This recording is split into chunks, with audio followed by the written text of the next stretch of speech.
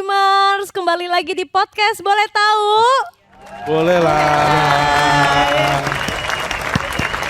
Oke, balik lagi dengan kita semua di sini. Lagi-lagi akan membahas salah satu produk dari MD Media. Karena kita tahu ya, MD Media ini adalah one stop solution khususnya untuk kreatif digital agency. Nah, pada hari ini menariknya kita akan ngebahas seputar activation, mulai dari how to penyelenggaraan eventnya ya, spesifikasinya ke event dan support di bidang kreatifnya.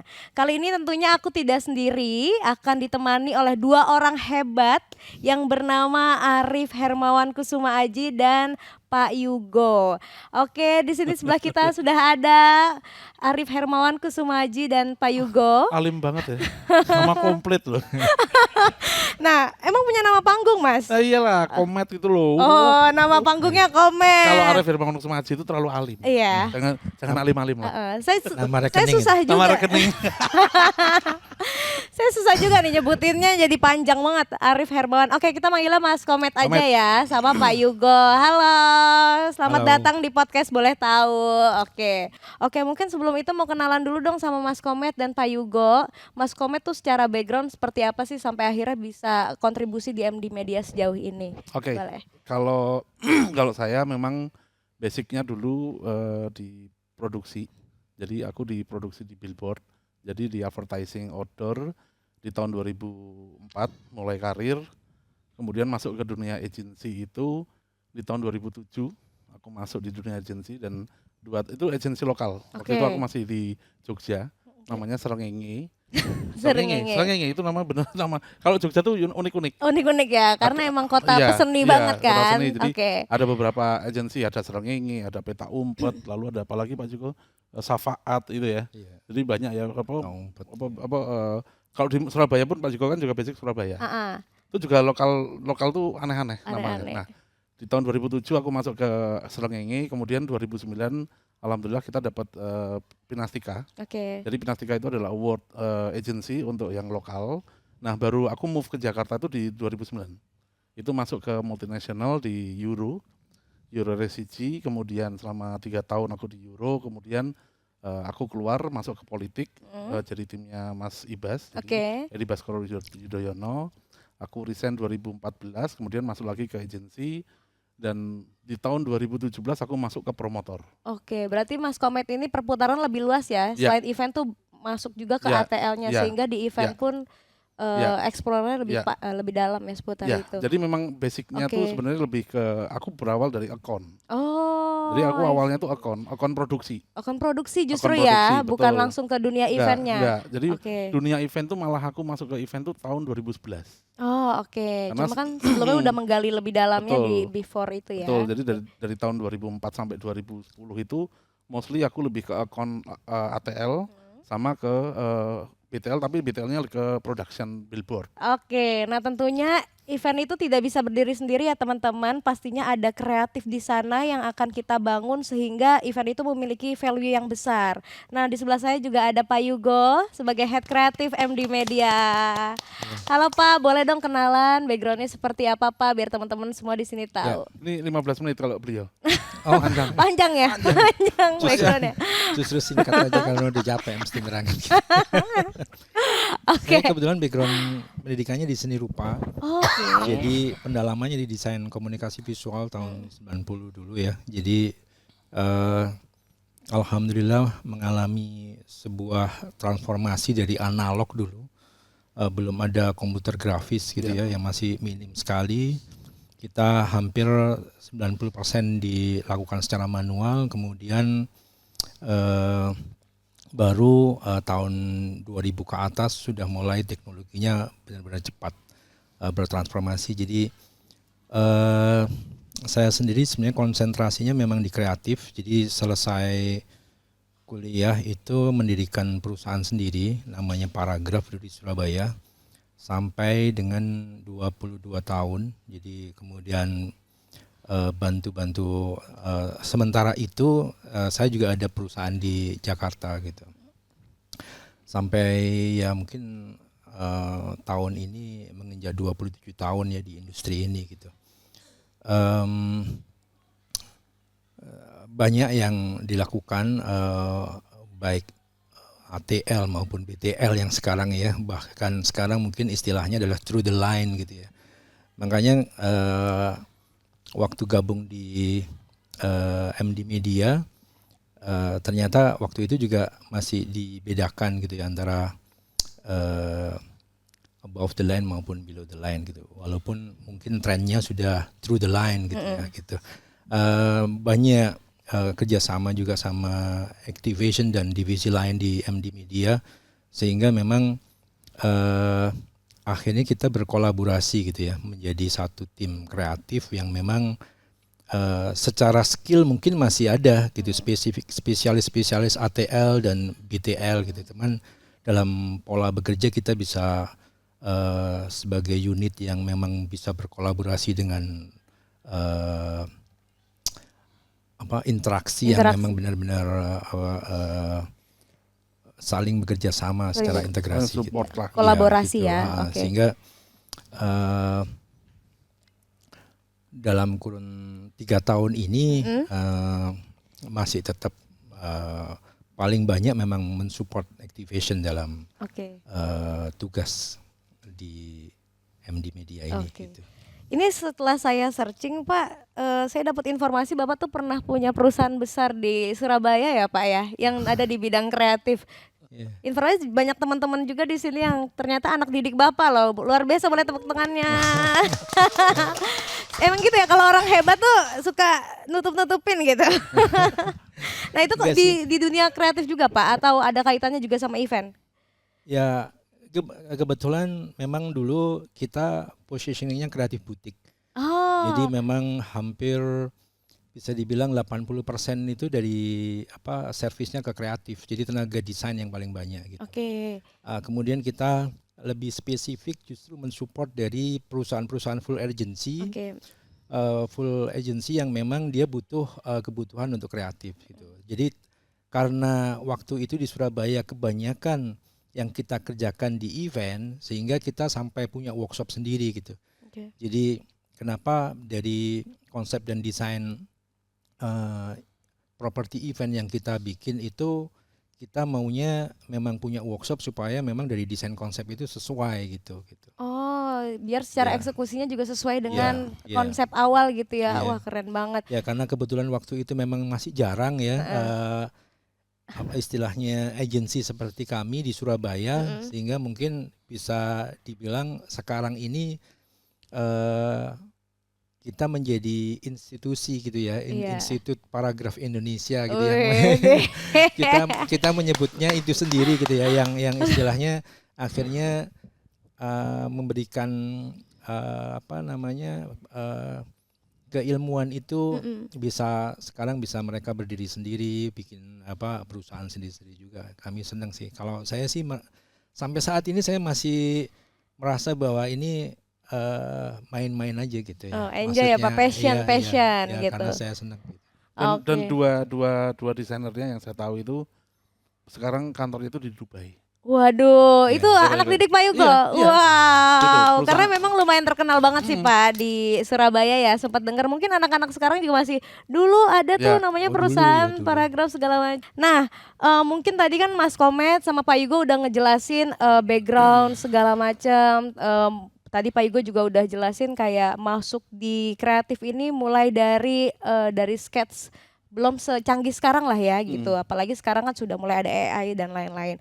Nah menurut Pak Yugo dan Mas Komet, mungkin dari Mas Komet dulu dari sisi konsep event ya, bagaimana tren event sih zaman sekarang, karena kan tren pasti berubah terus ya khususnya di event. Ya kalau sekarang sih memang berbeda banget sama yang dulu. Sebagai contoh era transformasi yang paling kelihatan adalah digital printing. Sebelum LED ya. Digital printing itu zaman dulu orang kalau mau bikin spanduk untuk branding itu pakai OHP, ya Pak Iko ya, pakai OHP. Jadi kayak dosen tahu nggak OHP, tahu nggak OHP? Enggak. Yang diajak ngomong anak zaman now. Mas Andi tahu kan? Pakai OHP, jadi overhead projection. Jadi yang itu adalah mapping yang awal. Kalau sekarang kan ada konsep mapping. Nah, kalau kita tuh nonton layar tancap bukan sih? Nah, itu proyektor TV ya mirip itu tapi bukan seperti itu. Oke. Dulu kayak gitu. Jadi sekarang tuh transformasinya berubah yang tadi disampaikan Mbak Yuko tuh dimulai dari digital printing. Mulai dari flexi digital printing, kemudian apapun. Nah, kemudian ketika beranjak lagi ke LED. Ya. Nah, perubahan dua item ini yang akhirnya merubah semua habit dari desain-desain di event. Ya.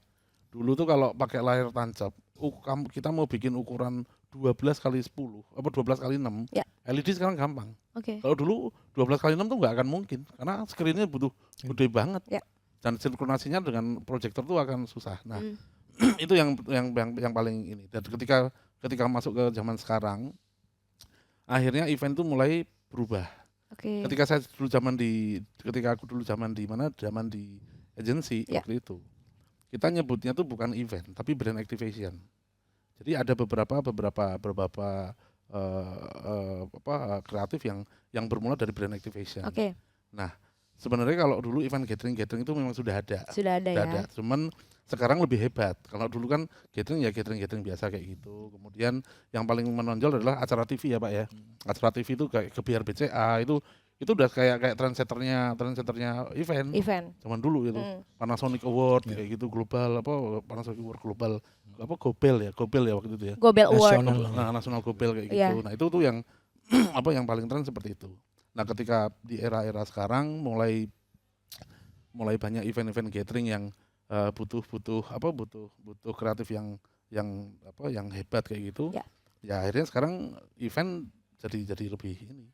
Gitu. Dan kalau dulu kita selalu kalau bikin event itu integrasi dengan ATL maupun digital. Jadi dulu tuh event tidak bisa berdiri sendiri. Kita harus mulai dari turunan ATL-nya. Jadi ATL bicara apa, BTL akan mengikuti dari si ATL. Kemudian digital akan mensupport seperti itu. Nah, sekarang yang sampaikan Pak Yuko tadi, eranya udah berubah nih. Udah berubah ya. Ketika ngomongin true digital, ngelitnya bisa dari digital. Jadi itu dulu digital dulu ya. Turundalan itu bisa dari turun digitalnya dulu. Jadi digital bisa ngelit, ATL bisa ngelit atau BTL malah yang bisa ngelit. Yang lain support gitu ya sesuai gitu. dengan kebutuhan si digital tadi. Ya gitu. Perubahannya secepat itu ya untuk event ya. Betul.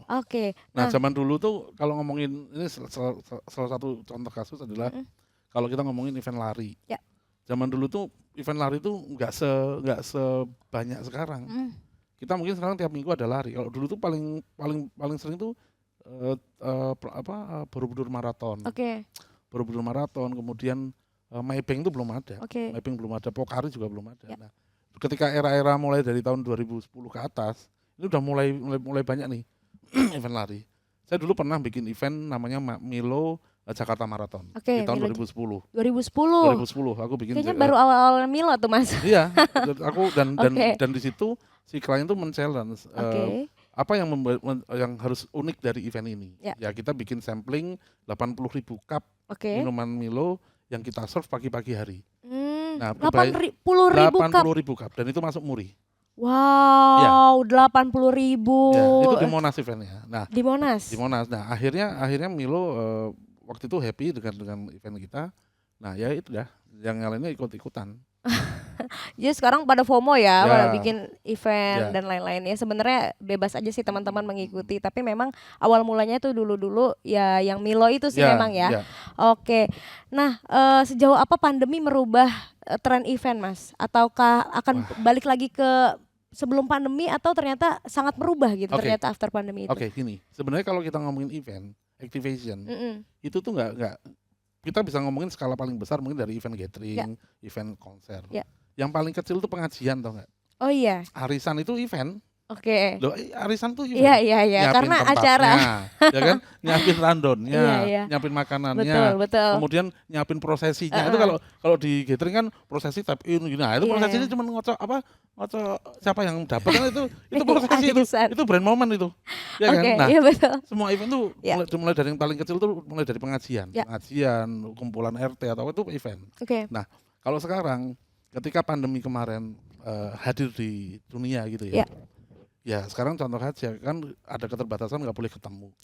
Ya udah nutup semua. Tutup semua ya. Ya kayak arisan udah nggak bisa, kemudian bikin acara catering nggak bisa, event, kemudian lari nggak bisa, konser nggak bisa, ya mati semua udah. Mati semua ya. Karena memang kalau ngomongin activation yaitu beraktivitas dengan ketemu end user kayak gitu. Oke. Walaupun pada akhirnya ada online, tapi impact-nya tidak terlalu besar sebesar ketemu langsung ini ya. Ya sebenarnya kalau online itu kan hanya sebagai alternatif media, sebagai alternatif media untuk brand activation itu tetap bisa jalan. Oke. Walaupun dihubungkan dengan satu kamera untuk kita bisa ketemu gitu kan. Tapi kalau secara feel-nya nggak dapat. Kita nonton konser yang bisa keringetan ya nggak dapat. Ya nggak lucu juga di depan laptop nyanyi gitu akhirnya keringetan sendiri malah dikirain ngapain kan. Iya. Gitu. Pun kalau memang ada kebutuhan buat brand, impact-nya tidak terlalu besar dibanding kita menyelenggarakan offline ya. Oke. Cuma memang mungkin sekarang itu banyak yang akhirnya memilih hybrid dan lain-lain. Itu nggak masalah juga mungkin untuk menjangkau teman-teman di. Nah sekarang gini, sekarang ketika kita sudah masuk ke new normal dan normal sekarang, yang bau-bau online itu masih masuk sekarang. Jadi setiap kali event harus ada streamingnya, kayak gitu. Nah masih ada impact masih inilah. Gitu. Ya masih ada impact yang bisa dibawa lah ya, walaupun memang sedikit. Ya. Oke. Nah dari segi kreatif Pak Yugo, jadi kan memang sekarang ini dulu kan kalau ngomongin kreatif breakdown itu sangat dalam gitu ya. Sekarang kita sudah ada AI dan lain-lain. Apakah AI mempengaruhi kreatif teman-teman atau mempermudah gitu? Mungkin boleh ngomongin tentang tren dari segi luasnya atau memang spesifik ke arah sana? Pelan-pelan membunuh kelihatannya. Pelan-pelan membunuh. Ya memang kalau dilihat ya kemajuan teknologi itu udah sangat cepat sekali gitu ya. Bahkan kalau kita ngomong hardware aja usianya mungkin 2 tahun gitu ya. 2 tahun kita beli CPU gitu ya. Misalnya sekarang 2 tahun lagi udah usang gitu ya. Maksudnya udah ketinggalan yang baru gitu. Apalagi yang tadi dibahas teknologi artificial intelligence gitu ya. Kalau di dunia kreatif memang lebih banyak yang bahas itu ya kalau disebut dunia kreatif itu yang sekarang justru lagi viral gitu. Tapi kalau menurut pandangan saya sih itu kan memang secara teknis ya. Itu secara teknis. Jadi bagaimana sebuah imajinasi kita bisa diwujudkan dengan cepat secara teknis itu melalui penggunaan AI gitu ya. Walaupun kalau sekarang memang masih beberapa banyak yang kita temukan kekurangannya gitu ya. Tetapi bisa jadi beberapa tahun ke depan itu bisa lebih sempurna gitu ya. Gitu itu tidak bisa kita pungkiri gitu.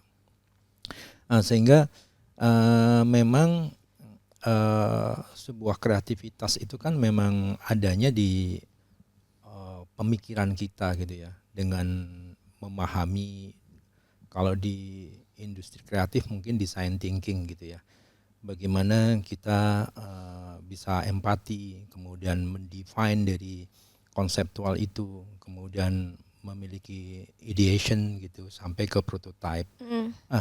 AI mungkin ada di prototype saat ini gitu, bahwa ideationnya mungkin masih dari kita gitu ya, gitu sampai memahami dari definisi desain itu yang mau kita bikin gitu. Mungkin itu yang bisa itu yang akan masih bisa menjadi peluang buat industri kreatif ya gitu, bahwa saya belum tahu prediksi akhirnya apresiasi terhadap effort kreatif itu yang mungkin akan berubah gitu. Orang melihat bahwa kan mudah ngerjainnya gitu, meskipun idenya bagus gitu ya gitu. Itu mungkin yang menjadi sebuah ancaman gitu ya. Ya mungkin kalau misalnya memang ceruk pasarnya berbeda, mungkin akan juga berbeda mengapresiasinya kan gitu ya. Itu dilihat dari dinamika bisnis ke depan di industri kreatif itu seperti itu gitu ya. Bahwa mungkin saat ini AI itu membantu kita dalam sisi teknikal gitu. Kalau dari konsep dan ideasi masih tetap dilakukan oleh manusia. Ya intinya kita tidak boleh menutup mata sama teknologi itulah ya Pak ya, karena apalagi kita perusahaan digital.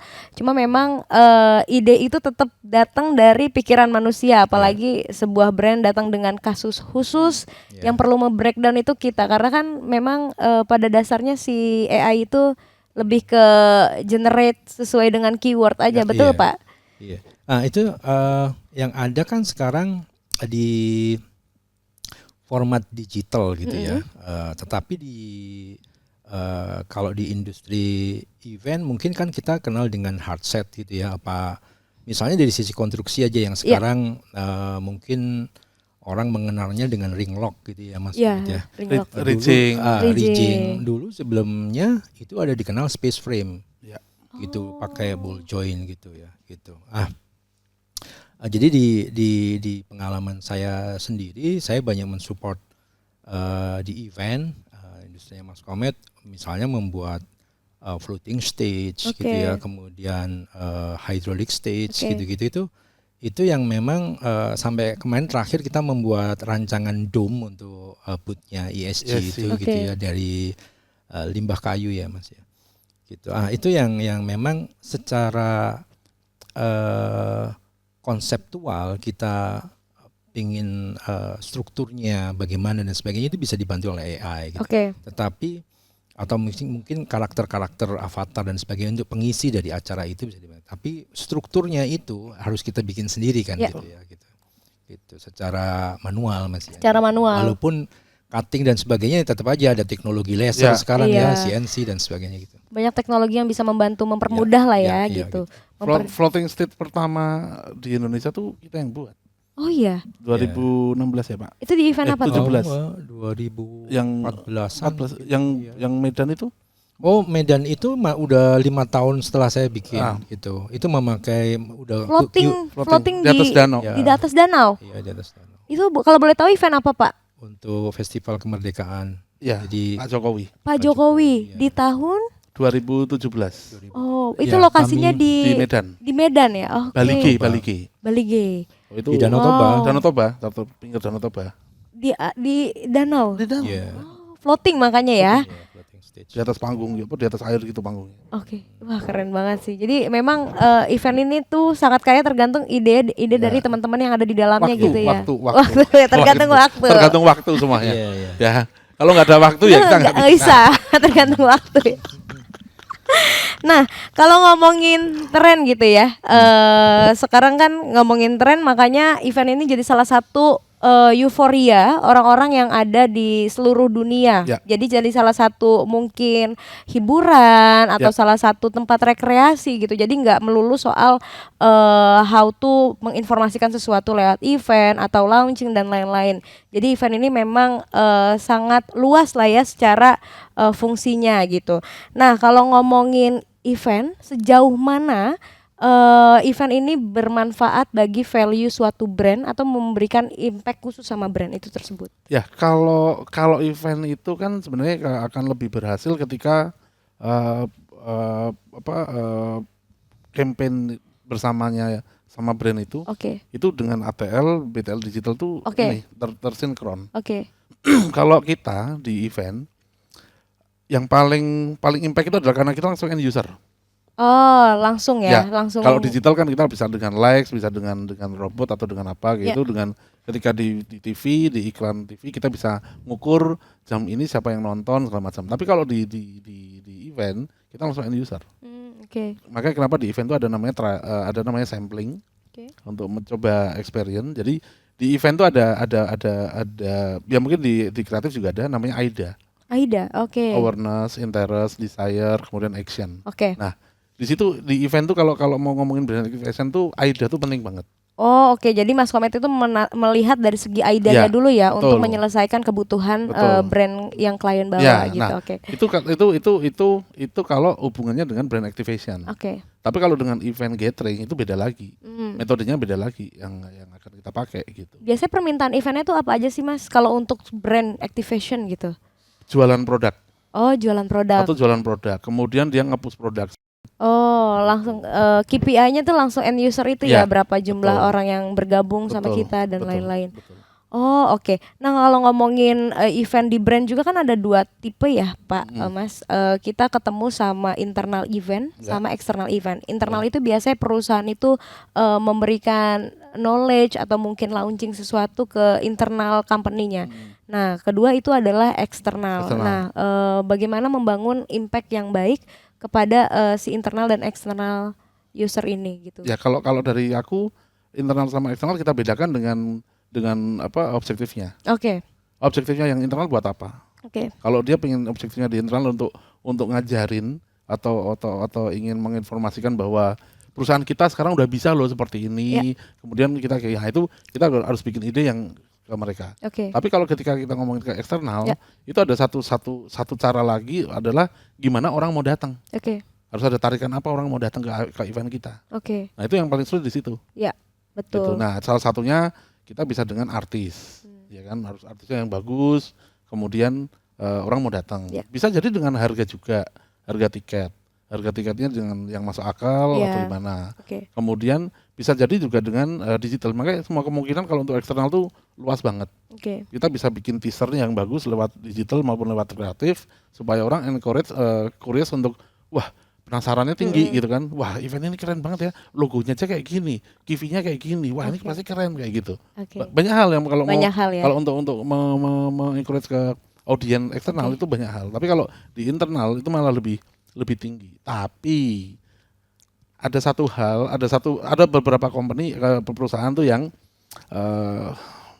bikin event internalnya tuh challenging-nya cukup oke. Salah satunya adalah pemanfaatan teknologi. Di mana dia nggak mau, pengennya dia memulai event ini harus dengan teknologi ini. Nah, itu agak PR juga lah gitu. Ya gitu sih. Aku kepo nih, mungkin sebelum kita membahas ke eksekusi eventnya, aku pengen tahu dulu dari segi plan event sendiri, karena kan biasanya memang suatu brand paling menceritakannya lebih ke case-case yang sedang mereka hadapi dan goals apa aja sih, KPI apa aja sih yang mereka cari dari penyelenggaraan event tersebut. Nah, bagaimana Mas Komet dan Pak Yugo membreakdown itu menjadi suatu karya? Mungkin dari Pak Yugo dulu ya, dari segi visual, bagaimana karya itu bisa berbicara dan bisa memberikan solusi dari kebutuhan klien. Gitu. Mungkin terkait tadi pertanyaan sebelumnya tadi ya, seberapa besar sih sebenarnya impact terhadap brand atau sebuah institusi dalam penyelenggaraan sebuah event gitu atau activation gitu, di mana fenomena itu dulu mungkin kalau misalnya kita ngomong advertising expenditure gitu ya, atau biaya yang dikeluarin untuk branding dulu besar di TV ya Mas ya. Ya, betul. Gitu. Tetapi di tahun-tahun 2000 berapa Mas? 14-15 mungkin 2000, ya. Mulainya startingnya 2012. Itu udah berpindah ke activation tadi itu. Sehingga kenapa perusahaan-perusahaan besar di perusahaan worldwide gitu di Indonesia udah banyak yang in-house mendirikan divisi itu ya Mas gitu. Betul. Nah, jadi kalau misalnya memahami dari impact itu begitu besarnya dibanding dengan media lain, TV, radio ataupun itu, bahwa di event ataupun di brand activation itu menggerakkan audience gitu, make people move, make people engage gitu, yang paling penting gitu. Sehingga bagaimana kita memiliki itu tadi, kalau di basic kreatif sih kita harus mempunyai empati terhadap calon audiens itu, sehingga mulai dari penyusunan title eventnya gitu ya, itu sudah dirancang gitu. Kemudian key visual, kemudian bagaimana membangun properti yang bisa engage gitu. Kalau di tim kreatif kami mempunyai 3 unsur metodologi gitu ya, visibility bahwa bisa dilihat dengan bagus, menarik gitu, kemudian functionality gitu ya, sesuai dengan fungsi yang dirancang, apa sih nanti di sisi konten eventnya mau bikin apa aja gitu ya gitu, sampai ke experience. Itu yang akan membangun engage engagement dari audiens itu ke event itu gitu. Oh, oke. Itu yang paling penting, yang mendasari dari kreatif dari item-item properti yang kita bikin untuk kebutuhan event gitu. Sehingga pada saat kemudian semuanya itu jalan terintegrasi dengan konten yang sudah dirancang, tujuan itu bisa lebih dekat tercapai gitu ya, gitu. Seperti itu. Oh, oke. Berarti dari dasarnya dulu kita perkuat ya Pak. Iya. Sebesar apa dasar itu akan mempengaruhi sama eksekusi kita, Iya, baru nanti betul. kita jalankan eksekusinya yang lebih menarik lagi Iya. gitu. Mensupport ide dasar tadi gitu ya. Iya. Nah sebenarnya kalau pengen menambahkan juga kalau event itu yang bagus tuh plannya benar. Plannya tuh benar, strategi sama plan, strat plannya tuh benar. Oke. Maksudnya secara strateginya benar, plannya benar, itu pasti eventnya bagus. Oke. Tapi kalau eventnya dadakan, kemudian mendadak dan dengan durasi yang pendek, kreatif akhirnya kan karena kita bicara kreatif itu kan bicara empati, Iya. imajinasi, Yes. akhirnya berkreatif sebuah ini. Nah kalau itunya pendek ya mereka nggak akan bisa explore Iya, betul. kayak gitu. Kecuali kalau Betul. copycat ya. Kalau Yes. copycat mengambil poster dari Pesta Pora diambil untuk yang sini, orang akan lihat ini niru gitu. Oke. Sedangkan event mau yang berdasarkan kreatif itu harus karya asli gitu loh. Oke. Jadi kita jangan sampai meniru yang lain. Iya. Benar-benar basic dari kita nih loh, kreativitas kita kayak gini. Iya. Nah, itu perlu waktu sebenarnya. Oh, Gitu. oke. Jadi semua itu perlu waktu karena Perlu waktu perlu ya? perlu waktu. Waktu. Waktu yang kayak gini bukan? Apa waktu yang ini? Waktu yang kayak gini sama ini juga. Gini, gitu. Oke, jadi dalam membuat suatu karya yang bisa berbicara dan memberikan solusi itu perlu waktu untuk Ya. riset tentunya Itu ya. tentu Kita penting. nggak yang kayak cuma bentuk-bentuk aja, pasti kita ada riset karena memang MD ini sudah menghasilkan banyak karya event. Tentunya di behind itu ada riset-riset yang Iya, kita iya. cari gitu ya, bukan cuma sembarang Betul. tempel gambar doang gitu ya. Oh. Kalau oke. brand activation, aku nambahin brand activation itu kalau dulu waktu saya pegang Reckitt Beckkinser sama Calbee, Hmm? itu kita tuh sampai ini Pak, sampai data apa? Data ini harus beli dari Nielsen. Iya. Habitnya klien apa? Habitnya pasarnya dia. Oh, Jadi sampai be- sejauh iya, itu untuk iya, riset ya. iya. Karena karena gini, brand arsitekturnya udah dibuat, kemudian targetnya siapa dan akhirnya ini harus lempar ke masyarakat kayak gitu. Masyarakat mau beli brand ini itu tuh wah itu risetnya panjang banget. Oh, oke. Jadi Panjang banget itu. tidak semudah itu. Nggak semudah itu. Awalnya tulisannya Rp6.000 gitu. Oke. Bisa jadi itu jadi Rp2.000. Oh, oke. Tapi Sesuai bisa dengan jadi naik kebutuhan. juga gitu. Karena Oh. kata setelah kita trial, setelah kita sampling, banyak yang suka kayak gitu, akhirnya si Calbee akhirnya wah ini dinaikin dikit lebih cocok nih kayak gitu. Oh, oke oke. Gitu. Oke. Nah, kalau ngomongin dari plan tadi Mas Komet bilang plannya tuh harus bagus di awal. Nah, bagaimana sih Mas how to plan versinya MD Media untuk kebutuhan klien? Ya kalau di MD kan memang apa namanya kita udah punya tim yang oke lah ya. Oke. Gitu. Jadi briefnya kita terima, kemudian durasi waktunya juga kita udah bisa dapet kayak gitu. Ya tinggal kita eksekusi. Oke. Biasanya dalam membentuk plan event itu sendiri apa sih yang Mas Komet butuh tahu dari teman-teman brand? Gini, kalau kita event itu tuh kadang frekuensi kita dengan klien itu berbeda. Oke. Kita harus lihat si klien kita ini. Oke. Kalau klien kita ini orangnya serius, ya udah kita bikin eventnya jangan yang norak-norak. Gitu. Oke. Yang glamour atau formal malah mungkin dia happy. Gitu. Oke. Tapi kalau si klien kita ini pinginnya tujuannya ini refreshing, nah udah kita bikin yang norak sekalian. Oke, berarti Loh, beneran. benar-benar sesuai kebutuhan Iya, ya. heeh. Karena idealis kita tuh belum tentu bisa menjawab kebutuhan mereka, betul ya. Karena ketika Oke. kamu ketemu klien yang benar-benar dia punya ini elegan gitu. Oke. Tapi kita bikin pakai Pak strateginya tuh nanti gitu nggak bakal mental wis. Oke. Nggak bakal bisa, pasti mental gitu wis. Udah mendingan ikutin kliennya, turutin kliennya ya karena nanti di satu sisi kita kalau memang ini kurang ya kita sebagai konsultan ngasih tahu ya Pak. Pak ini bagusnya gini loh Pak. Bapak tahu kan gini-gini. Nah, Oh iya Matt, bener juga Matt. Oke deh, dicoba deh. Kayak gitu. oke. Jadi Oke. memang harus pelan-pelan. ngasih tahu. Benar-benar harus sesuai kebutuhan mereka Heeh, sehingga memang menjawab solusi-solusi yang mereka butuhkan gitu. Nah, ngomongin planning, strategi, membantu klien menemukan solusinya untuk event, kelebihan MD Media dibandingkan perusahaan lain apa sih Mas Pak? Kira-kira yang Mas Komet bangun nih dari segi konsep, dari segi visual gitu yang memang menjadi nilai lebih kita gitu ke depannya. Jadi sebenarnya kalau kita lihat di portofolio MD Media kan banyak gitu ya, kurang lebih 19 gitu ya. Di mana salah satunya adalah data analitik gitu misalnya gitu ya.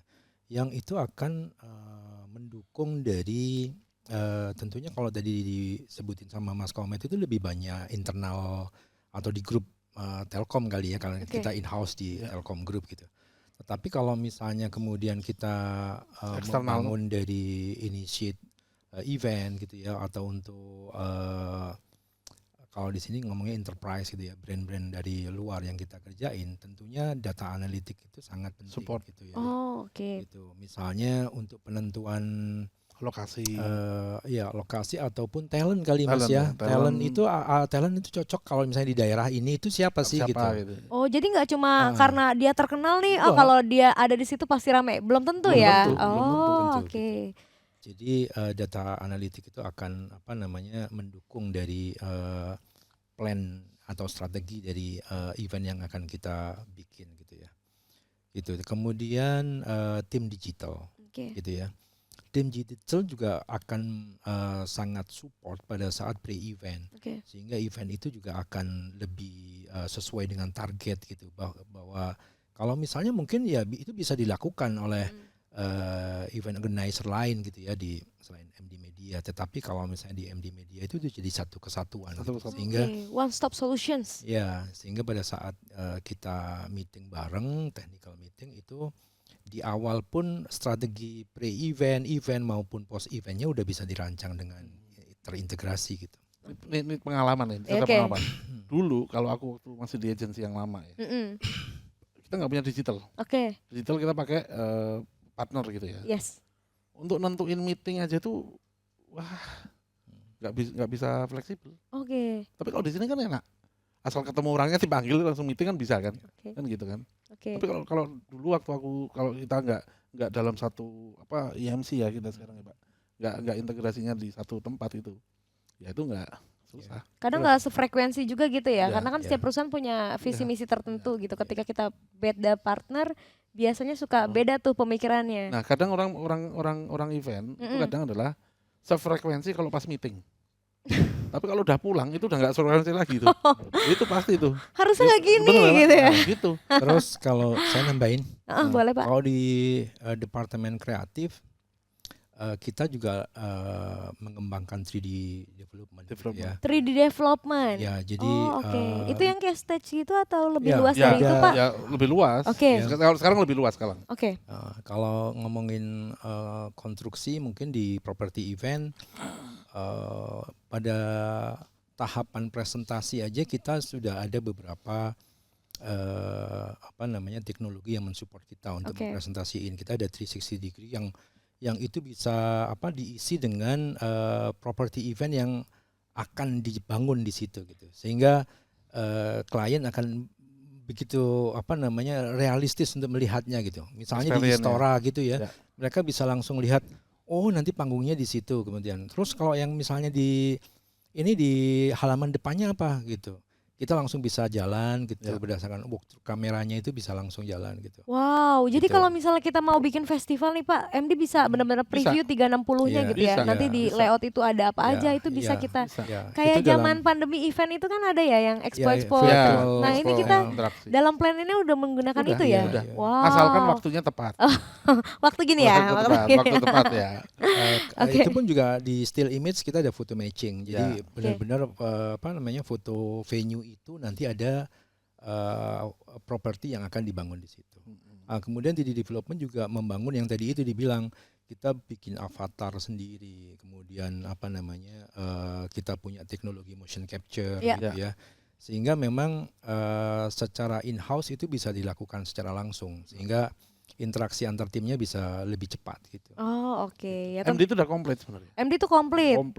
Yang penting waktunya aja Waktunya ya. aja. Tolong berikan kita waktu untuk memberikan yang maksimal gitu ya. Karena pada dasarnya kita itu one stop solution. Ya, Sehingga semua solusi-solusi bisa kita integrasikan menjadi satu konsep yang kita berikan ke klien, betul gitu ya? Betul. Oke, nah dari Mas Komet sendiri apa sih nilai plus MD secara planning dan konsepnya dibandingkan mungkin teman-teman lain yang memang ada di bidang event juga di luar sana? Karena kan kita mengklaim kita itu sebagai kreatif digital agency ya, one stop solution. Nah, secara konsep seperti apa Mas perbedaan dari yang lainnya? ya kalau di kita itu perbedaannya adalah pertama kita punya resources yang hebat di kreatif. Ya. Itu satu. Kedua, tim kita alhamdulillah sih menurut aku sih terima briefnya benar. Ya. Apa di MD itu benar semua dan satu lagi ketika kita ada masalah problem solvingnya itu langsung kita action. Ya. Gitu. Jadi itu yang menurut kami kita lebih dibandingkan yang lain gitu ya. Oke. Dan kedua, kita punya beberapa manifest yang dimiliki sendiri. Ya. Sebagai contoh kita punya LED. Oke. LED sendiri kita punya, kemudian kita punya 3D motion capture. Jadi kalau kita mau bikin sesuatu, kita bisa apapun lah kayak gitu. Kemudian kita punya studio animasi ya, punya sendiri. Iya, jadi kita punya studio untuk bikin bumper yang animasi kita ada kayak gitu. Kemudian ya ide-ide kita sih insya Allah masih bisa ini. Asalkan nanti kalau ada kesempatan dan waktunya tepat ya kita pasti bisa gitu. Nah, menurut informasi juga nih Mas, konsepnya MD Media menang di Stevie Award ya kalau nggak salah. Boleh diceritain dong Mas konsep yang seperti apa sih waktu itu dibawa? Ya, sebenarnya kalau konsep, nah itu tadi yang aku cerita. Jadi ada salah satu perusahaan itu yang menuntut dengan kreativitas cukup tinggi yang berkaitan dengan teknologi. Oke. Nah itu kita yang develop tuh. Kita develop. Jadi ketika waktu itu kita 2 tahun berturut-turut itu lagi tren metaverse ya Pak. Iya. Metaverse tuh baru ditrenkan di sama si Justin Bieber ya. Justin Bieber. Metaverse, kemudian lagi tren metaverse tapi belum event. Belum masuk ke event tuh metaverse. Nah, ada satu request yang memakai itu di dalam event. Wah, itu stres banget ya Pak ya. Karena waktunya mepet. pendek Nah, juga. itu tadi. Tapi MD bisa menjawab challenge itu lah ya. Ya akhirnya bisa kan akhirnya kan gitu. Kedua, ketika waktu itu tren-trennya adalah Dubai Expo. Di mana dunia mapping itu mulai muncul lah. Jadi sebenarnya dunia mapping itu sudah lama sebenarnya, dengan tapi peralatan yang berganti-ganti gitu ya. Mapping itu sebenarnya udah lama banget sebenarnya. Cuma di Jepang lah, itu di Perancis itu udah sering orang mapping gitu. Cuman di Indonesia kan baru trennya kan baru ketika Dubai Expo itu. Kita di-challenge dengan waktu yang pendek, dengan space yang pendek, kita harus bikin video mapping. Karena gini, ketika kita bicara teknis ya, proyektor itu dengan jarak yang pendek itu malah nggak bagus. Karena dia nggak bisa sinkronisasi ya Pak. Jadi satu titik ini harus kalau jarak pendek itu harus dengan banyak proyektor malahan. Tapi kalau dengan jarak yang luas dia satu proyektor cukup gitu. Nah sedangkan kita punya space itu pendek, kecil. Akhirnya pusing banget itu. Dan di situ harus ada prosesi gitu dan harus ada macam-macam. Wah itu yang PR, tapi ya alhamdulillah kita bisa gitu. Bisa menjawab semua itu ya. Dan jadi intinya segala kreativitas itu perlu ada support dari hal-hal lain ya. Betul, ditambah lagi tim kreatifnya Pak Yugo membuat animasinya, dramatikalisasinya sebuah bumper opening itu yang wow. Jadi first impression dari sebuah audience ya. Jadi gini, intinya kalau mau bikin event bagus, bumper openingnya harus bagus. Jadi audiens langsung kayak, wah nih event keren abis gitu ya. Jadi dia akan terhanyut ke rangkaian yang lainnya. Itu bumper openingnya keren, udah dia langsung ikut flow-nya udah enak tuh kayak gitu. Berarti yang Stevie Award itu metaverse tadi metaverse yang dibawa? sama mapping ya Pak? Metaverse, mapping sama ada 3 ya. 3 ya. Tapi waktu itu saya belum masuk Mas Komet yang pertama. Iya. Yang kedua sama Pak Yugo. Berarti kita udah berapa kali menang di award? 3 kali. 3 kali ya. Wow, luar biasa. Udah 3 kali menang award untuk konsep-konsep yang kita bawa, tentunya untuk klien kita ya. Ya, karena kan ya memang Kalau kita bicara Telkom kan kliennya memang berbasis teknologi ya. Yes. Itu yang menjadi tantangan kita sih. Oke. Gitu sehingga tapi itu jadi pengalaman juga gitu. Jadi pengalaman yang mungkin pantas untuk dijadikan unique selling proposition dibanding sama event organizer di luar gitu ya. Gitu. Oke, jadi kalau IO lain bikin ide yang itu perlu waktu yang panjang gitu. Tapi kalau MD cukup dengan berapa hari harus ada gitu. Oke. Nah, jadi kita itu salah sangat satu. Itu salah sangat satunya. solutif lah ya. Itu nilai jual kita. Jadi nanti yang nonton nih, wah mau sama MD aja nih eventnya tinggal 2 hari gitu. Nah, sering kayak gitu kan. Kan sering kayak gitu. Oh, iya. Oh kita udah sering ya kayak gitu ya. Kamu kan juga. Bukan. Oke, jadi sebenarnya unique point dari MD Media ini tentunya kita bisa mengintegrasikan si teknologi-teknologi yang tentunya terus berubah ke dalam suatu event gitu ya. Karena kita memang di bidang digital ini tantangan-tantangan itu harus kita makan gitu ya Pak. Sehingga segala perubahan yang terjadi di event pasti bisa kita jawab gitu sesuai dengan permintaan segmen market kita. Betul ya. Jadi semuanya apa Mas Komet dari segi digital nih, karena MD Media ini digital, apakah memaksakan semua konsep-konsep yang ada di eventnya MDM itu harus ada digitalnya atau gimana Mas? Enggak juga. Harus menyesuaikan tergantung ya? dari klien tadi. Yang dari kliennya butuhannya apa ya gitu. Sebenarnya kalau saya boleh cerita era level up-nya event itu ketika Mas Wisnu Tama ya, Pak Wisnu Tama ya. Pak Wisnu Tama ketika di Net TV itu bikin Net.0, Net.5. Oh iya. Net.3, 5, 4, 5 kayak gitu. Itu mulai tampilan glamorous event tuh dari situ. Oh iya. Ditambah lagi Asian Games, itu udah. Itu udah wah langsung orang. Iya, jadi anak-anak muda tuh jadi FOMO kayak aku pengen jadi anak event gitu. Iya bagus ya Pak ya, mewarnai industri event juga. Oke. Nah, kita udah ngomongin konsepnya. Setelah konsep kan pasti kita eksekusi. Apa sih tantangan terberat dalam mengeksekusi sebuah event? Karena saya tuh pernah dengar event tuh nggak mungkin mulus-mulus aja. Pasti ada sesuatu yang memang harus kita solusikan pada saat proses eksekusinya. Nah, tantangannya apa sih Mas dalam menjalankan itu? Yang pertama yang perlu kita perhatikan adalah masalah checklist. Oke. Checklist itu sangat penting banget karena kita miss dengan checklist, pasti event akan ada jomblangnya, ada bukan fail banget tapi maksudnya ada kurangnya lah kayak gitu. Nah kalau checklistnya semua sudah well prepare tapi tiba-tiba waktu eksekusi ada miss kayak gitu, ya itu faktor X. Udah itu faktor X. Faktor X itu bisa muncul di mana aja. Faktor umur ya. Faktor X jadi itu bisa muncul di mana aja gitu. Sebagai contoh. Ya kita nggak usah muluk-muluk ketika ini yang terjadi kemarin, yang diprediksi pembukaan Olimpiade itu bagus, mulus, terang benderang dan cerah kayak gitu, hujan. Betul. Kebayang rahasia ilahi ya. Iya, itu faktor X juga kan, akhirnya kan. Gitu. Nah kalau dari Pak Igo sendiri Pak, pastikan secara visual teman-teman di kreatif punya idealis untuk membentuk suatu visual tuh yang terbaik lah, sehingga secara visual event itu pasti bagus. Nah tantangannya apa sih dalam mengeksekusi itu Pak? Jadi kalau kita mau produksi kan kita pasti melewati tahapan revisi ya. Jadi kalau di tim saya ada 3 flow gitu, proposal, desain, kemudian revisi sama final artwork gitu ya, atau pre-production gitu. Jadi pada saat konsep itu disetujui, tetapi kemudian dari Mas Komet, Pak, ini harga budgetnya nggak masuk gitu budget tetapi klien seneng, gitu. Sehingga itu yang menjadi tantangan gitu. Di mana kita mesti memahami dari jenis dan sifat material gitu, sampai kepada mungkin highlight dari pricingnya gitu.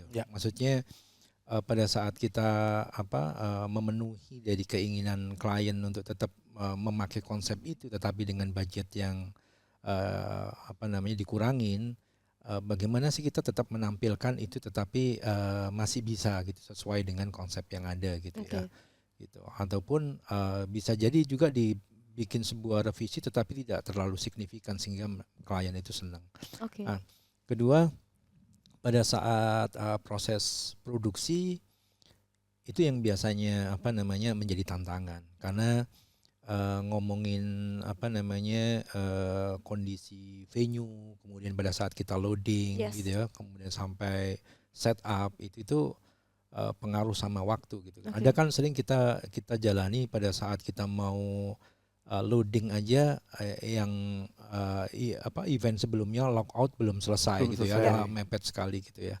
Itu yang memang menjadi tantangan sehingga kita dengan tim produksi pasti ngaturnya udah ngomongin jam gitu ya. Step-step setupnya itu udah diatur ketat sekali gitu sehingga memang sesuai pada saat memang requirement GR itu di jam ini kita paling tidak sudah bisa melayaninya dengan baik. Oke, pokoknya on time lah ya Pak. Apapun kondisinya kita harus komitmen untuk tetap on time gitu.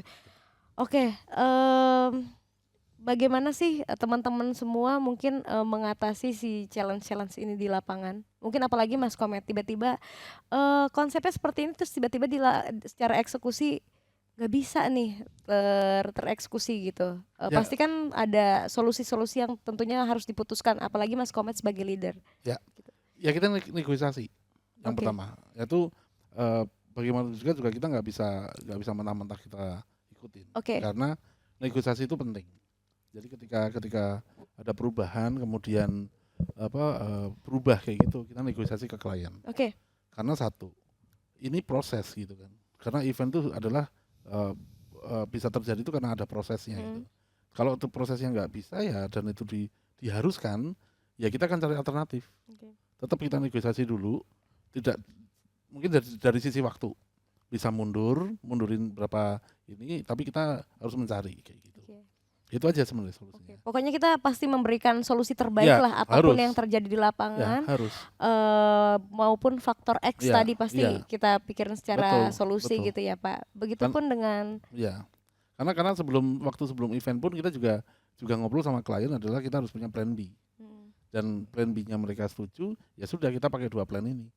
Tapi kalau plan A plan B-nya nggak bisa dan akhirnya tiba-tiba harus plan C, nah ini harus kita pikirin nih gitu. Karena itu tergantung dengan cost juga akhirnya.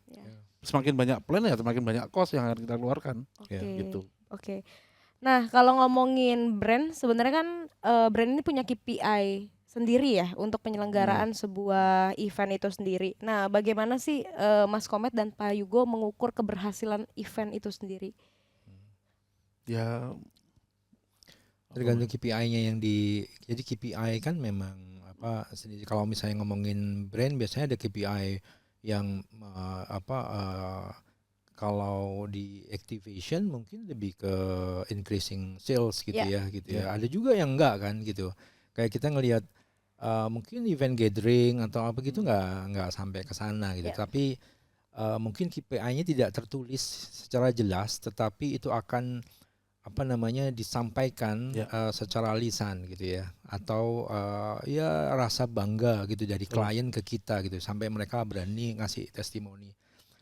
Salah satu contoh kita waktu itu ngerjain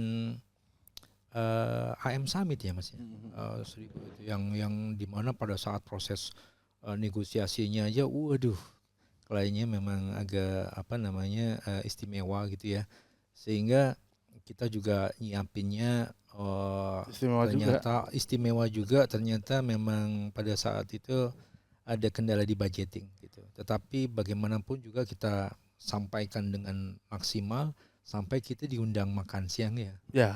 Hanya untuk pembubaran panitia mereka pengen ada acara ya semi formal lah untuk pengucapan gitu. Karena memang challenge-nya tuh banyak banget gitu. Karena klien kita ini bapaknya ini leadernya ini membuka ke anak teman-temannya gitu, ke anak buahnya itu untuk berinvolve gitu ke event ini gitu. Nah ini yang PR di kita kan, mulai dari venue, mulai dari ini segala macam. Tapi akhirnya ya kita lakukan negosiasi untuk saya perlu waktu untuk ini gitu. Oke, beliau memberikan waktu itu, ya berhasil. Dan akhirnya mereka happy. Sebenarnya ukuran kalau KPI tadi yang disampaikan Pak Yugo itu benar. Jadi asalkan klien sudah klien happy, semua ketawa, happy gitu. semua happy. GR nggak diulang-ulang, kemudian ketika mau event pagi jam 9 malam tuh udah selesai ya. Itu udah selesai GR, itu udah ada KPI awal sudah terlewati lah kayak terlewati. Gitu. Oke. Kan banyak gitu ya KPI, misalnya terjualnya tiket. Ya, kalau seperti kemarin aja yang tadi di Jiran ya, gitu. Sold out dari beberapa hari sebelum. Wow, dan eventnya sudah berjalan kemarin, sudah selesai, alhamdulillah. Nah, kalau ngomongin event, pasti kan Mas Komet dan Pak Yugo tidak berdiri sendiri kan, pasti ada tim behind. Nah, bagaimana sih manajemen sumber daya manusia itu di belakang, karena pasti event kecil ya beberapa orang di situ, event besar apalagi harus manajemen banyak orang lainnya. Bagaimana caranya? Apalagi kalau melihat MD Media nih eventnya lumayan banyak. Mungkin teman-teman yang nonton YouTube juga pengen tahu, ini MD Media eventnya banyak apa event aku kepegang ya gitu. Coba bagaimana ya, Mas? Sebenarnya gini, kalau di saya di Activation kebetulan timku banyak. Jadi tim kita banyak, ada 12 orang dan mereka sangat dedikasi banget, istilahnya bertanggung jawab lah kayak gitu. Mereka bertanggung jawab terhadap event itu. Jadi aku juga mengajarkan ke teman-teman bahwa mengerjakan sesuatu pekerjaan itu adalah dengan hati. Kalau kamu hanya kejar order, kerjain itu gak akan jalan. Tapi kalau ngerjain dengan hati itu akan ini. Karena prinsipnya adalah semua pekerjaan itu gak ada yang enak. Kalau kamu pengen nyaman, ya kamu harus nyamanin hatimu dulu untuk mengerjakan sesuatu itu. Kayak yang tadi bilang Pak Igo, passion. Kalau udah passion, mau sampai kapan dihajar apapun sama challenge, pasti udah menghadapi itu. Dan semua pasti ada jalan. Gitu. Itu kalau salah satu timku tuh kalau ketika pusing saya ngomong, tenang Matt, tenang Mas, semua ada jalan. Oh iya, pasti semua ada jalan itu. Dan itu terjadi. Gitu. Iya. Ya itu aja sih. Tapi kalau ngomongin event di MD, rata-rata sebulan tuh kita ada minimal ya, itu 8 event. 8 event dengan sebulan. 12 orang? Dengan 12 orang. 8 event kepegang. Planner kita ada 4, supporting, kemudian ada hospitality khusus headnya, logistik khusus headnya itu ada semua. Lengkap lah ya, berarti spesifikasinya. Nanti yang kreatif juga seperti itu. Gitu. Wow. Berarti sama sabar. Dah itu aja deh. Sabar, karena kalau nggak sabar ya kacau wes lah itu. Karena dunia event ini tricky banget, tadi yang Mas Komet bilang banyak banget faktor X yang memungkinkan kita harus mengambil keputusan di tempat. Jadi secara manajemen manpower atau SDM pun harus benar-benar dilatih sehingga bisa menghadapi situasi-situasi tersebut, betul ya? Karena klien tuh pinginnya cepat aja semua. Cepat, betul. Biasanya nggak peduli sama proses ya. Iya, nggak peduli sama proses, kayak pusing juga kan. Nah, ngomongin klien dan proses, mungkin di sini teman-teman brand masih ada yang bingung. Aduh, gue kan punya brand nih, gimana sih caranya bikin event yang mungkin pada akhirnya akan bekerja sama dengan IO gitu ya, mungkin akan kerja sama juga nanti ke depannya sama MD. Tips and trick bagaimana sih teman-teman brand itu memplankan awal sehingga nantinya ketika dia oper ke teman-teman eksekutor IO, teman-teman itu bisa menangkapnya dengan baik dan mengeksekusinya sesuai dengan kebutuhan dari si brand-brand itu. Boleh Mas Komet? Ya kalau aku sebagai brand itu biasanya kita tidak bisa lepas dengan SWOT. SWOT kita harus pakai SWOT dulu. Jadi kekurangan brand dia apa, kemudian target dia tuh gimana, kayak gitu. Kemudian kekurangan, target. Nah kemudian target kayak gitu. Kemudian cara how to-nya tuh gimana kayak gitu. Jadi itu yang perlu mereka perlu ceritakan ke kita ya. Gitu. Karena kalau tiba-tiba dia bilang, "Matt, aku pengen eventku bagus gini-gini." Lah, brandnya juga nggak ngerti ini jawab kan juga bingung juga kan. Makanya harus detail dari mereka juga. Briefnya tuh harus clear. Briefnya tuh harus clear sehingga kita di sini tuh mengeksekusinya juga dengan baik gitu ya. Karena gini, kalau saya berapa kali sama Pak Yugo tuh terima unwizing ya, terima pitchingan itu adalah ketika kita nanya budgetnya gimana Pak, gini. Wah kita bebasin ya Pak Yugo, kita bebasin gini. Loh kalau orang kreatif dikasih kebebasan gitu, ya bebas beneran. Lo bebas beneran mau dibikin kayak apa gitu? Iya. Bebas. Nah, kalau perlu Mick Jagger nyanyi di event kita ya bisa juga. Oh iya benar. Beneran. Bintang tamunya Guns N' Roses kayak gitu, Metallica. Kalau mau bebas loh. Makanya lebih baik kami itu dikasih batasan. Jadi biar apa ya, biar kami itu punya kreativitas, bukan kita terbatas kreativitasnya, bukan. Ya. Tapi ornamen atau konten-konten di dalamnya itu kita bisa menyesuaikan. Oke. Awalnya kalau nanti budgetnya cuma 1 M kayak gitu, ya saya nggak akan pakai manggil si Metallica juga kan gitu kan. Manggilnya paling metal kecil gitu kan. Iya. Metal kecil. Metal kecil. Kalau Metallica kan gini kan. Nah, ini metal kecil nih. Metal kecil. Oke, Gitu. oke. Nah, kalau dari Pak Yugo dari sisi kreatif nih, gimana sih maksudnya tips and trick kepada pemilik brand, bagaimana sih berkomunikasi yang baik dengan mungkin partnernya nanti dalam segi event sehingga nanti kita distribusinya bisa sesuai dengan kebutuhan mereka. Ya itu sebenarnya kan pada saat memang customer atau klien kita itu orang brand, pasti dia memahami insight dari pasarnya gitu ya gitu loh.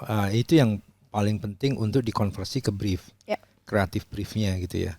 Sehingga pada saat memang dari mulai kita menentukan temanya, kemudian experience yang akan dibangun dengan beberapa item-item yang memang relevansi sama kreativitas itu bisa pas gitu ya, gitu, bisa memang sesuai sama yang diinginkan. Tetapi pada saat memang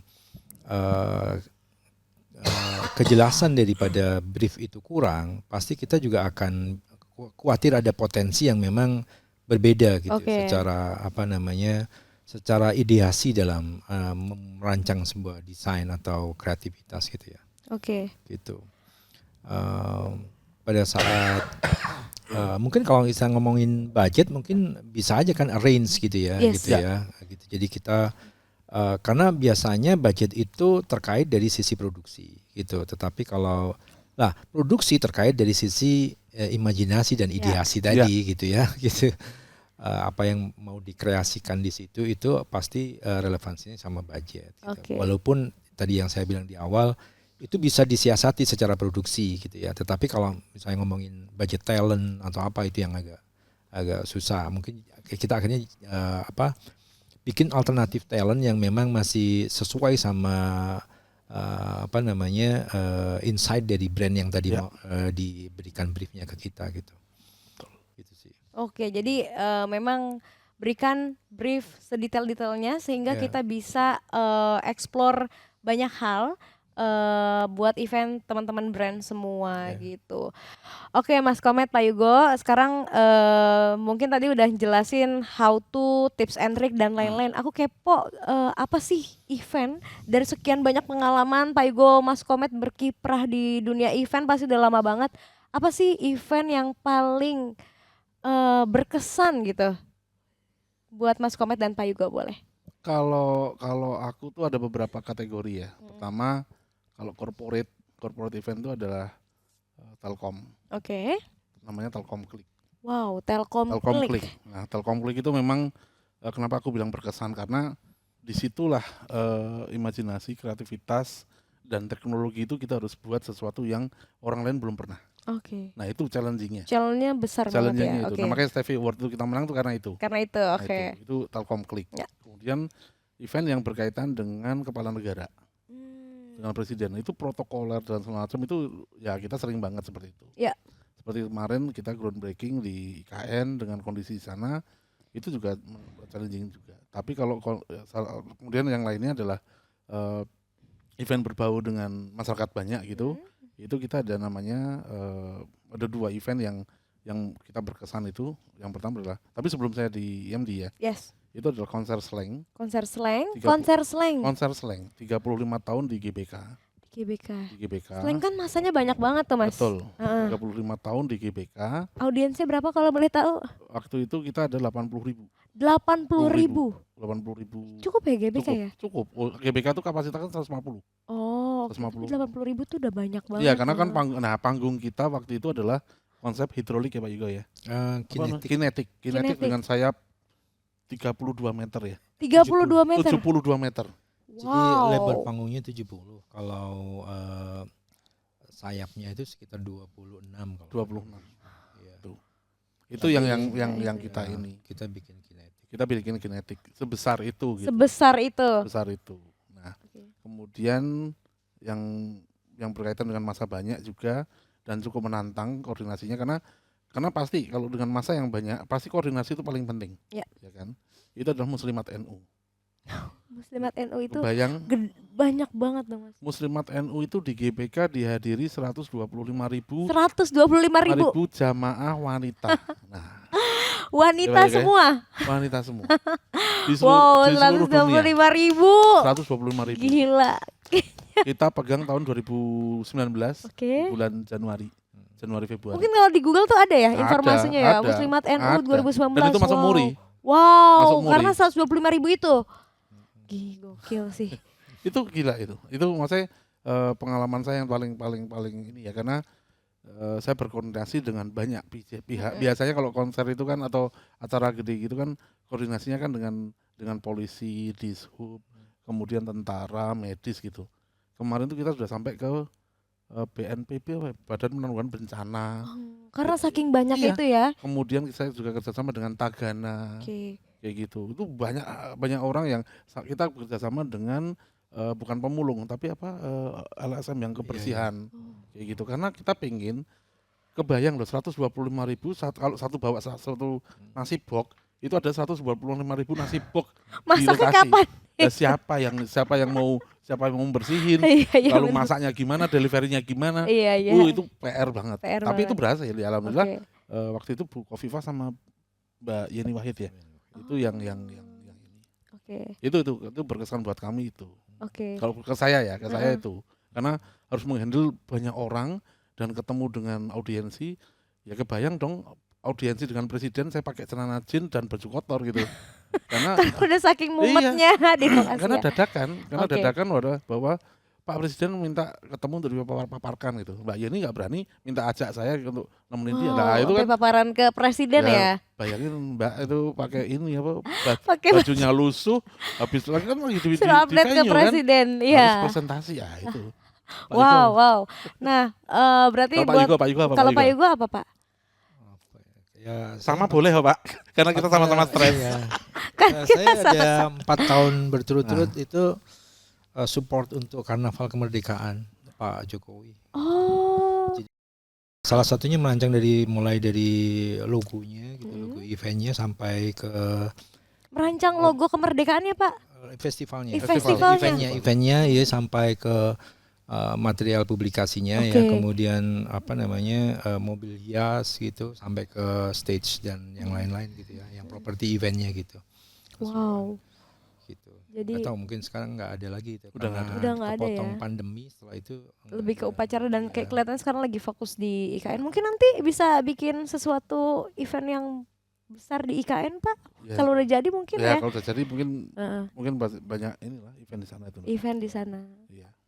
Kemarin juga inisiat tapi bukan event sih. Ya, ada beberapa sama Pak Jokowi ya. Sama kerja sama Dana Reksa juga. Sama beberapa brand juga. Oke, nah untuk teman-teman brand tentunya kita tuh selain event corporate ya, banyak juga mega event yang sudah kita laksanakan sebelumnya, betul. Yang tadi sudah dijelaskan Mas Komet berkaitan dengan RI1, berkaitan dengan entertainment yang memang mendatangkan banyak massa. Jadi memang secara SDM tentunya kita sudah siap dan berpengalaman, betul ya. Gitu. Sama MD juga banyak banget event kepresidenan juga sering gitu. Iya sama MD tentunya kan, event kepresidenan, corporate yang skalanya besar, dan brand-brand mungkin teman-teman mau bikin mega event untuk satu brand khusus gitu tanpa sponsor segala macam, itu kita bisa banget sih ya, betul ya Mas? Tanpa sponsor, sing bayari sopo ya brand. Ya brand. Oke, tadi kita udah bahas banyak, kayaknya kalau event banyak banget sih yang bisa kita bahas. Mungkin ini kan lebih ke general, sebenarnya banyak lagi yang bisa kita bahas ke depannya. Mungkin untuk teman-teman brand yang mau kerja sama kita, mau ngobrol, mau konsultasi dulu, itu kita open banget. Jadi tadi kita sudah bahas mulai dari ngomongin tren, pengalaman dari leader eventnya di MD, terus kita ngomongin challenge-nya, sampai tips and trick buat teman-teman semua yang memang mau menyelenggarakan event. Karena brand itu sebenarnya tidak terlepas dari yang namanya promosi gitu ya Mas, publikasi segala macam. Dan event adalah salah satu tools. Yang tadi kita infokan juga MD Media ini punya one stop solution untuk semua tools yang berkaitan dengan advertising, betul gitu. Nah mungkin sebelum kita closing, boleh dong closing statement dari Mas Komet dan Pak Yugo mungkin berkaitan dengan event, terus nanti ke depannya akan seperti apa MD Media ini buat informasi teman-teman yang nantinya nonton gitu. Boleh dari Pak Yugo dulu? Ya. Buat teman-teman yang sempat nonton, mungkin kita bisa coba kerjasama bareng gitu ya. Berkolaborasi dari sisi kreatif sampai kepada eksekusi produksi gitu. Sehingga apa yang kita sampaikan hari ini itu bisa jadi pengalaman seru lah nanti bersama ke depan gitu. Iya. Oke. Kalau dari Mas Komet? Ya kalau dari saya buat teman-teman brand yang ingin lebih jauh mengenal tentang MD event, boleh berdiskusi, berkolaborasi dengan kita juga. Ininya adalah kita pasti akan full service lah ke brand yang akan nantinya kerja sama kita ya. Dengan kita, dan insya Allah problem solving itu pasti kita ada lah kayak gitu. Bisa memberikan solusi-solusi terbaik lah ya untuk teman-teman semua. Oke, ada lagi yang mau disampaikan tentang Activation ini? Udah sih. Ngomong kok dari hostnya gimana nih? Enggak, ini saya mau closing. Bapak masih mau ngobrol? Enggak. Udah ya. Udah haus. Udah. Habis itu pindah studio sebelah soalnya gitu. Oh iya, oke. Oke teman-teman semua, itu dia rangkuman yang sudah kita bahas berkaitan dengan salah satu tools di One Stop Solutionnya MD Media berkaitan dengan brand activation, spesifikasinya lebih ke arah event dan support kreatifnya. Sekali lagi aku mau ingetin teman-teman, kalau mau kerjasama sama kita sangat terbuka lebar. Tentunya mungkin kalau belum eksekusi bisa konsultasi dulu dengan teman-teman semua, gimana sih caranya mendevelop event yang baik dan memberikan impact yang bagus untuk perusahaan teman-teman semua. Tentunya sekarang kita sudah selesai bincang-bincang dengan Mas Komet dan Pak Yugo. Terima kasih banyak waktunya hari ini. Semoga nanti teman-teman yang nonton bisa ngobrol dan kerjasama bareng kita ke depannya gitu ya. Dan kita bisa kita tunggu ke depannya bisa bareng kerjasama. Oke teman-teman semua, jangan lupa untuk saksikan podcast Boleh Tahu yang lainnya dan jangan lupa like, comment, and subscribe. Betul ya? Oke, sekali lagi terima kasih banyak hadirin yang sudah menonton. Terima kasih banyak atas waktunya. Wassalamualaikum warahmatullahi wabarakatuh. Podcast Boleh Tahu. Boleh lah. Boleh